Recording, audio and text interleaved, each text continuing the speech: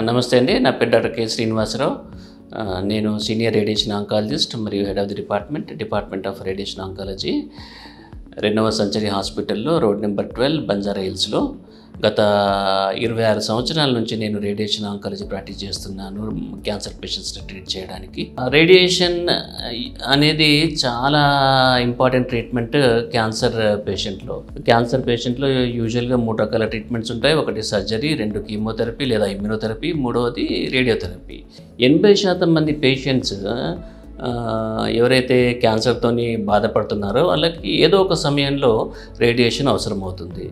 ఈ రేడియేషన్ని మనం 2 రకాలుగా చెప్పొచ్చు. ఒకటేమో మనం క్యూరేటివ్, అంటే వ్యాధి మొత్తాన్ని అంతమొందించడానికి ఉపయోగించే రేడియేషన్. ఇంకొకటి లైఫ్ స్పాన్ పెంచడానికి, అంటే జీవితకాలాన్ని కొంచెం పొడిగించి క్వాలిటీ ఆఫ్ లైఫ్ని మనము ఇంప్రూవ్ చేయడానికి వాడే రేడియేషన్. దాన్ని పాలియేటివ్ రేడియేషన్ అంటాం మనము. క్యూరేటివ్ రేడియేషన్లో వచ్చేసి ఈ రోజుల్లో రేడియేషన్లో చాలా విప్లవాత్మకమైన చేంజెస్ వచ్చినాయి.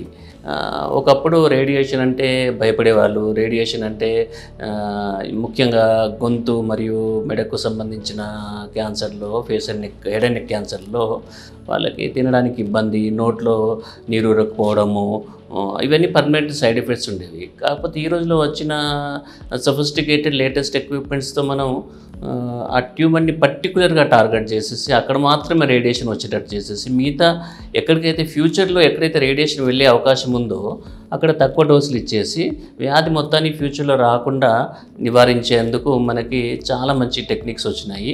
ఈ రేడియేషన్ మూలాన ఆల్మోస్ట్ ఇప్పుడు వోకల్ కార్డ్ క్యాన్సర్ తీసుకున్నట్టయితే 100% రిజల్ట్ ఉంటుంది.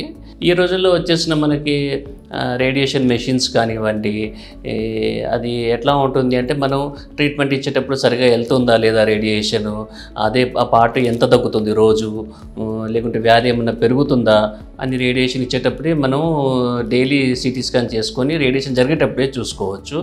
రేడియేషన్ అనేది మనకు క్యాన్సర్లోనే కాదు, క్యాన్సర్ కాకుండా కొన్ని వేరే వ్యాధుల్లో కూడా ఇవ్వడం జరుగుతుంది. వాటిని బినైన్ డిసీజెస్ అంటారు. అవి ముఖ్యంగా మనకి మెదడుకు సంబంధించి పిట్యూటరీ అడినోమా అంటాము. పిట్యూటరీ అడినోమా అది క్యాన్సర్ కాదు, కానీ కొన్నిసార్లు అది కంటి నరాన్ని నొక్కేసే అవకాశం ఉంటుంది. అటువంటి వాటికి కూడా మనం రేడియేషన్ ఇస్తాము. అలాగే చెవి నరానికి సంబంధించి అకోస్టిక్ శ్వానోమా అంటాము. ఇది కూడా క్యాన్సర్ కాదు, కానీ చెవి నరానికి సంబంధించిన గడ్డ ఇది. దీన్ని కూడా మనం ఒక సింగిల్ షాట్ రేడియేషన్ తోటి మనము అంతమొందించవచ్చు. సో రేడియేషన్ అంటే ఈ అపోహ ఉంది, ఒకటి క్యాన్సర్ పేషెంట్లకు మాత్రమే ఇస్తారు అని చెప్పేసి. అలా కాకుండా నాన్ క్యాన్సరస్ అంటే నాన్ డేంజరస్ వాటిలో కూడా మనం రేడియేషన్ ఇవ్వచ్చు. రేడియేషన్ అనేది యూజువల్గా మనకి 5 weeks to 6 weeks వరకు ఉంటుంది. వారానికి 5 రోజులు, అలా 5 నుంచి 6 వారాలు ఉంటుంది.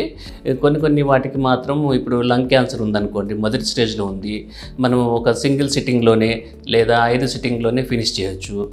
అలాగే ప్రోస్టేట్ క్యాన్సర్ ఉంది, ప్రోస్టేట్ క్యాన్సర్ని కూడా మనము 5 సిట్టింగ్లోనే ఫినిష్ చేయొచ్చు. ఒకప్పుడు 40 రేడియేషన్ ఇచ్చేవాళ్ళం, ఈరోజు 5 రేడియేషన్లోనే మనం ఫినిష్ చేయొచ్చు.